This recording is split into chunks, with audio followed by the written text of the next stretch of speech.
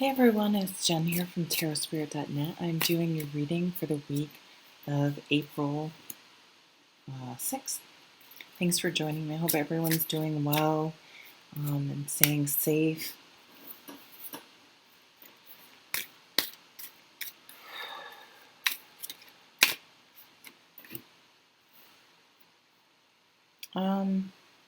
These want to come out. I don't know what I'm doing. Let's just see.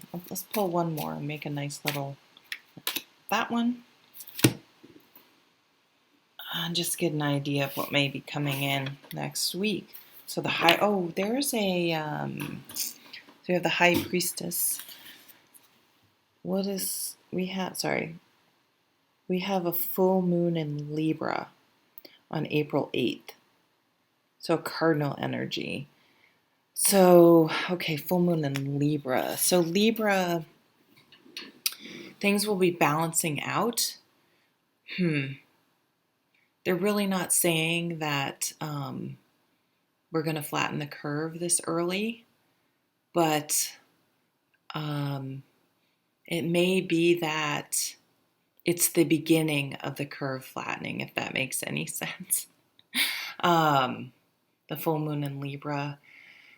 I would really highly suggest, if you're into this stuff at all, to look up full moon meditation or full moon ritual and really do something tangible with this full moon, because there is so much energy, and to try to find a way to channel that energy into something positive, and so we're not just throwing anxiety vibes out into the air, which I know I'm doing, and to try to use that energy to our best ability. High Priestess, something hidden will be coming out. I'm not a conspiracy theorist, so I don't think it's anything like that. You may just find something out this week. It could be a validation, like you just had this inkling, this gut feeling, this something about someone or something, and it is revealed. You also may be extremely psychic or intuitive this week, so really listen to your gut, trust your gut feeling. If you have I don't know, I don't feel right about this, listen to it. Two of Swords. Here's that full moon, right? And it's full moon in an air sign. Some sort of decision may need to be made. And then this High Priestess does have the two pillars, like the Justice card, which is the card of Libra. King of Pentacles. He is the card in the deck that he and the Queen, these mature Pentacles energies, are the energies in the tarot that truly understand foregoing instant gratification for a long-term goal. They play the long game. They get the staying home. They totally understand the short-term sacrifice for the long-term gain. So I think we could really use this King of Pentacles energy this week to keep our eye on the prize, on the long-term goal, and just, even if it feels comfortable, to just sit with the fact that we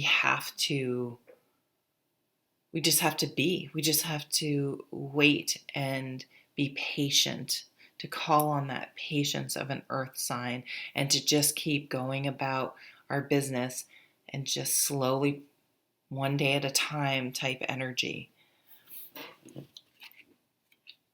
The Devil. The Devil always comes out in stressful situations, right? Dick. Just asshole. So this is often our self-doubt, our worries, that negative little person that sits on our shoulder, which is in our head, our ego, and just puts doubts and fear into us. So you have a decision to make. Can you sit tight and be and just focus, endure the temporary discomfort for the long-term goal, or are you going to let this jackass come in and get y'all worked up? So here's an emotionally mature energy, someone that can feel their feelings, someone that can say, ooh, I'm a little nuts right now because of the full moon, but I know it will pass. And to sit with that, again, sit with the uncomfortableness, knowing that it is temporary. Six of Cups, nostalgia, the simple. So for me, this is a throwback to childhood, to simpler times. And I feel like we are all in a Six of Cups. First, we remember back, oh, remember it was great. We could just go shopping or go to the store, or go to the movies. But really, it's much back, the simpler times. I didn't have Netflix. I think I'm 49. Growing up, we had 2 or 3 channels, I think. Yeah, we had CBS, ABC, PBS. Oh, and we got CBC because I'm very close to the Canadian border. And that was it. So we got Hockey Night in Canada, which was awesome. But we didn't even, so Channel 5 was super, which was NBC, was super fuzzy, but I would watch it through the fuzz. And then the TV would turn off at what, like midnight? Do you remember that? And it would just go fuzzy. But growing up, I was never in the house. I was a latchkey kid. I don't know where the hell I was. I was always out down by the river. I live in a very rural area. We're always out in the woods, and I don't know. We're always somewhere. But it was really sort of a beautiful time. I have extremely fond memories of that. It was simple, is the point I'm trying to make. Getting all over the place.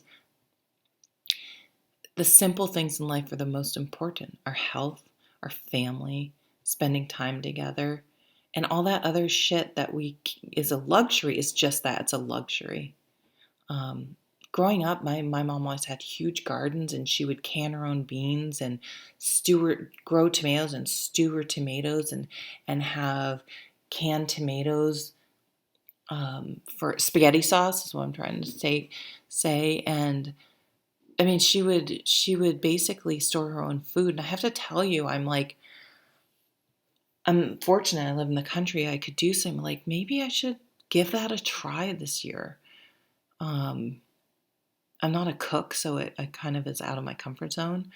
But because think how I would be right now if the other thing they do is put, this is a very Vermont thing. It's probably not just a Vermont thing, but, and so I'm sorry if I have any vegans, plug your ears for the next few seconds. I'll go like this when I'm done. You would raise a cow, or you would buy half a cow, and you would get your meat in the freezer for the winter. It's just what that was always how it was growing up. Or you get a pig in the freezer for the winter, and you would have that then. Okay, I'm done. So that type of preparation, it's not doomsday. It's just the way things used to be done, and it kind of highlights like maybe that was a good thing to do because it wasn't so easy just to pop over to the store and get whatever you want. But enjoying the simple things, going back to the simple life, going back to a simpler time. Page of Swords. Communication, a new way of thinking, online connection. Some of you may be online dating. You may be reconnecting with people from the past this week. I think a lot of people are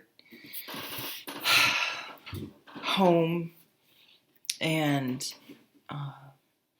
reaching out and connecting to people. If you do try online dating, you may connect with someone for the past. I don't know. There's some past connection. I always hate to say that because I am just not ever a proponent of people getting back together with exes. If it was a bad breakup, not just a situational, like one of you move to go to college or something. That, to me, that's different than things ending because you weren't compatible. But someone like, maybe you had a crush. This has come up before. You guys had a connection, but one of you was, or both of you were with someone else, and it just wasn't a possibility. It's now come around, and you're both single for someone that you've known before, or someone from your childhood that you were friends with, and there had never really been anything, all of a sudden coming around.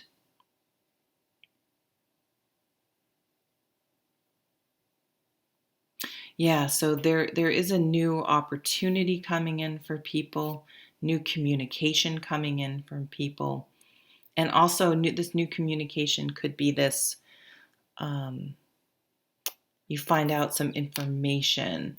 So that just could be the information. Maybe you had gotten an inkling that someone was now available and it's confirmed. It doesn't necessarily have to be something bad, but something you kind of had a feeling about will be confirmed this week. So, anyway, be like this King of Pentacles and just keep going one day at a time, and know that in the long run, it will be for everyone's greater good. And tell this guy to just off. All right. There's a good way to end it. Thank you for watching, and I'll see you at the next video. Take care.